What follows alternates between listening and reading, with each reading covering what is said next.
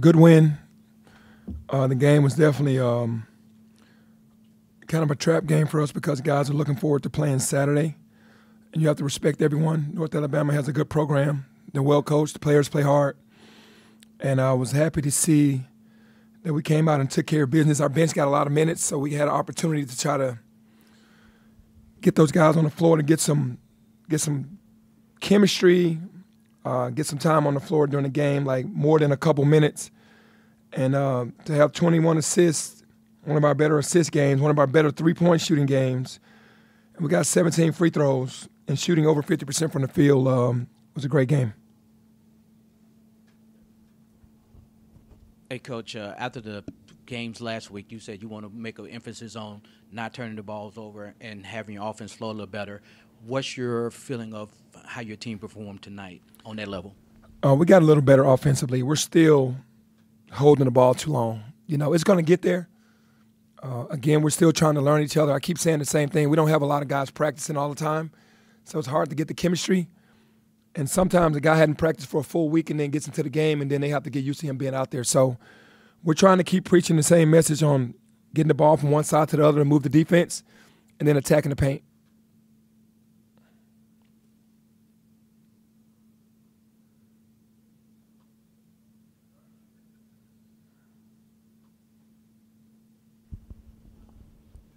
It did seem like there was a pretty concerted effort on your part to make sure that everybody got in the game. Was there anybody who stood out to you that, you know, that in the minutes that they played tonight? I mean, KO had 5 blocks, so I'm definitely proud of that.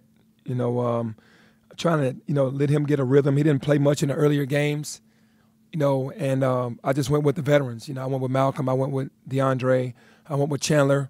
Because KO was still trying to learn the system, and it was good to see him tonight get out there, get up and down the court. Had 5 blocks in 21 minutes. You always need that rim protection, so I was happy to see him do that. Penny weighing back. A game like this in maybe some previous teams for you, it might have been a little closer at times, may have taken a little while for some guys to get into it. What did tonight do in terms of proving that this team is different when it comes to mentality and experience and maturity? Yeah, they're definitely taking on my personality as quick as any team that I've had in the past because they really want to win. You got a lot of guys who have a lot of have a chip on their shoulders because they feel like they haven't gotten the respect that they deserved as a player. And then coming together as a team, they want to show as a team, hey, we lost a lot, but we still gained some guys that know how to play and that want to win, and that's what you're seeing. Coach, also in the back, you mentioned Saturday night a minute ago. The next 3 of your 4 games are against SEC opponents. Is that just more of your philosophy of a tougher early season schedule?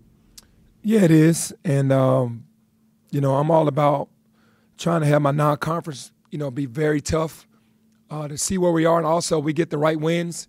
You put yourself in a great position before you get into conference play. It's kind of a two-sided thing for me. And it just so happened to be SEC teams. I wish it was a Pac-12 again. I wish it was a Big East again and then the SEC, but that's just how it is right now with the home and homes with the teams that we're playing. And, I'm just glad that we have it on our schedule. Penny, if you can get the first half Keontae Kennedy on a more consistent basis, what can that do for your offense? And how has he handled the whole fitting in process transferring? Yeah, Keontae, if he could play like he played in the first half, it definitely helps us because he's energy off the bench. He always plays hard. I think sometimes he searches for a shot when he should drive and make the next play, but I love how he's playing. He's playing with confidence, and he's playing aggressive. So, but if we can get him to be consistent, because teams now are trying to run him off the three-point line, so now he has to be an athlete, and he can do that very easily, not just really settle for threes, just get into the paint and then make plays with his size. I'm sorry? Oh, yeah. No, it has not been easy for him because all these guys are coming in to try to mesh. And, Keontae was like a scorer last year at UTEP, and he's trying to figure out where he fits in. And it's going to be some good days and bad days with that, but he just has to continue to just play hard. Penny, I'm curious about your kind of minutes management. I know a lot of guys were banged up in Orlando last week. Was there a reason Malcolm Dandridge only played 5 minutes, and maybe a reason Alo, who's also hurt, played a ton of minutes? Yeah, I didn't really want – well, Alo played 19 minutes. That's not really a ton, but he's been playing 33 and 34 minutes. So, but Malcolm's knees, when I see him out there just hobbling and not really looking fresh, I don't want to – especially with a big game coming up on Saturday, I know we're going to need him. I'm not going to put him out there and hurt him anymore. He's the one that's probably ailing the most out of the entire team, and he's not really fully in shape yet because of the knees. And the 5 minutes only happened because I wanted to get KO more minutes, but I know we're going to need Malcolm for Saturday.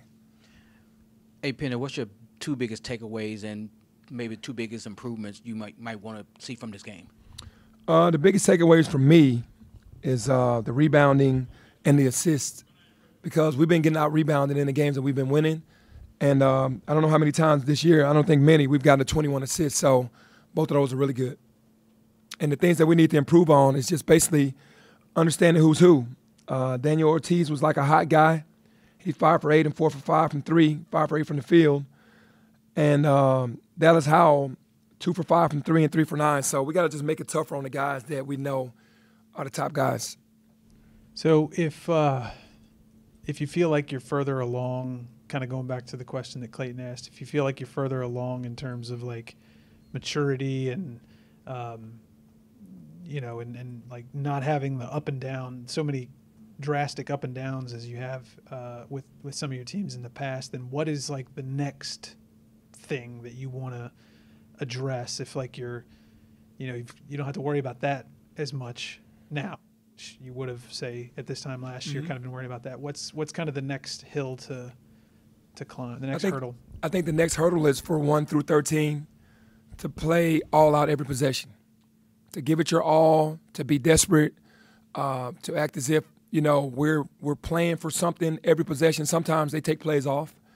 And I wanted to get to a point where every guy understands that every possession could hurt us if we give up, straight line drives. We give up way too many straight line drives because I feel like guys that feel like they can rest when the ball isn't, in their area and things of that nature. So I know how it's supposed to look, and I just want the guys 1 through 13 every possession to give it their all.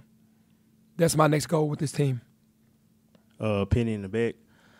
With some of those players that you kind of watch growing up and playing in the city, like Alo, Malco, and the Lawsons, do you kind of hold them more accountable when it comes to chemistry, when most of them are all on the court other than the other guys that's coming from different places? Yeah, for sure. The guys that know me best, the guys that you just named, plus Jaden, they're supposed to be the guys that are carrying the torch for understanding the culture and what needs to happen. And they're the ones that I look forward, to do that in the locker room and support me on the court as well.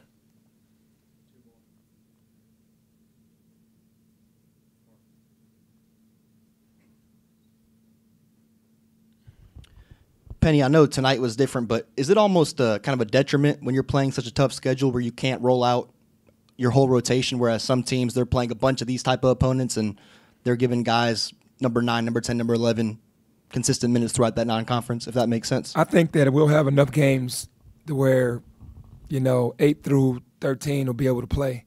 It's just early on, we just got what we have, and I like this better. Because we don't want fool's gold. We know we have to play every possession. We're learning how to play together. We're learning how to win early. We're learning how to guard guys that are really tough. So when you play these good teams, you know how to shut that down. So I'm happier to be playing this schedule than actually an easier schedule. And I know what you mean by more chemistry, but guys just have to step up early. It's just what it is. That's where we want to be. We want to be in the top 25. And to be in the top 25, you got to beat good teams early. You can't just play a soft schedule. You get a chance Saturday to go up against a team that you've seen with your own 2 eyes. I mean, how many times did you watch Ole Miss over the weekend or last weekend? Yeah, I watched them 3 games, all 3 games. Yeah, so, I mean, that's kind of unique, I would think. So what did you see? What do you expect? I see a well-coached team that's very hungry. I think everybody understands what's going on at Ole Miss. There's a lot of pressure on the staff this year. He went out and did a phenomenal job of going out and recruiting to replace what he lost. And the entire team looked hungry, man. Looks like they really want to win. And it's going to be a very tough game.